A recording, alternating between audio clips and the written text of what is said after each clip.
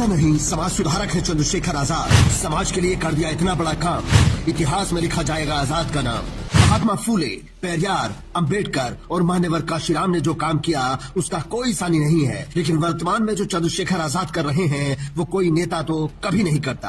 हाँ, समाज सुधारक और चिंतक जरूर करते हैं। आज इस बात को लिख कर रख लीजिए। अगर चंद्रशेखर आजाद ऐसे ही काम करते रहे तो उनके जाने के बाद आप उन्हें वैसे ही याद करोगे जैसे आज बाबा साहेब और काशीराम साहब को याद करते हो। ये हम हवा में नहीं कह रहे हैं और ना ही उनका नाम बड़ा करने के लिए कुछ लिख रहे हैं। नाम बड़ा और छोटा करना जनता का काम है। लेकिन आप बताइए कि आपने आखिरी बार कोई नेता कब देखा था जो गांव में जाकर गांव के बच्चों को समाज का पाठ पढ़ा रहा हो, वो भी किसी भीड़ के सामने नहीं। महज 20-30 लोग हैं और चंद्रशेखर आजाद बिना किसी शोर शराबे के बच्चों को समझा रहे हैं कि पढ़ना कितना जरूरी है।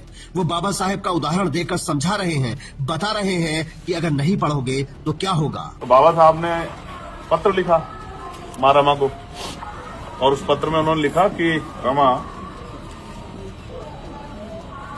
जितने पैसे मेरे पास थे उनसे मैं पढ़ाई की फीस मैंने जमा कर दिया। मेरे पास इतने पैसे नहीं है कि मैं भरपेट भोजन भी कर सकूं।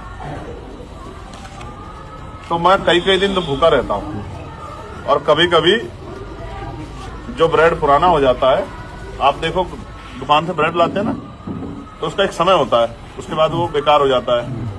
तो जो ब्रेड खराब हो जाता है उस ब्रेड को मैं ले आता हूँ कम पैसों में खरीद के।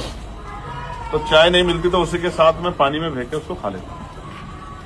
इस तरह से मैं अपने जीवन की तरह जी रहा हूँ। अगर तेरे पास कुछ पैसे हो तो मुझे भेज दे, तो मेरे खाने की व्यवस्था हो जाएगी। जब बाबा साहब ये बात लिख रहे थे तो माँ यहाँ क्या कर रही थी, रमा यहाँ क्या कर रही थी। रमा माँ गोबर के उपले बना बना के, कचरा बिन बिन के अपने बच्चों को खाने की व्यवस्था कर रही थी, इनके लिए इलाज की व्यवस्था कर रही थी।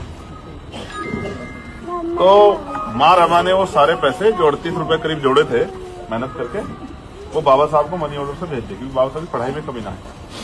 आज भी हमारे माँ बाप यही करते हैं कि अपने बच्चों की पढ़ाई में कमी ना आए। वैसे चंद्रशेखर आजाद बच्चों से रैलियों में आने के लिए भी मना करते हैं। वो कहते हैं आप पढ़ाई करो। अगर कोई और नेता ऐसा बोलने की हिम्मत रखता हो तो बताओ। वो तो भीड़ बढ़ाने के लिए स्कूल कॉलेज से जबरदस्ती बच्चों को बुलवा लेते हैं। लेकिन चंद्रशेखर आजाद अपने समाज के बच्चों को पढ़ने के लिए प्रेरित कर रहे हैं और साथ ही आने वाली जिंदगी के लिए भी तैयार कर रहे हैं। वो बता रहे हैं कि दहेज लेना कितना बुरा है। वो बता रहे हैं कि मृत्यु भोज छोड़ दो। आप ही बताइए, आपने आखिरी बार किसी नेता को लोगों के बीच इन मुद्दों पर बात करते हुए कब सुना था? आज हमारे लोग 13वीं में, जन्मदिन पे और तमाम तरह के आयोजन पे कई सौ की संख्या में इकट्ठा होते हैं। जो किसी ने करीब 10 मिनट का चंद्रशेखर आजाद का ये वीडियो रिकॉर्ड कर लिया, जिसे आप हमारे YouTube चैनल पर जाकर पूरा भी देख सकते हैं। लेकिन यहाँ हम आपको उनकी वो साइड दिखा रहे हैं जो कोई और आपको नहीं दिखाएगा और ना ही बताएगा। इस पूरे वीडियो में आपको कहीं नहीं लगेगा कि सामने कोई नेता बोल रहा है। अगर आप आंखें बंद करके सुनेंगे तो आपको लगेगा कोई बड़ा दार्शनिक हमें जीवन के असली दर्शन करवा रहा है।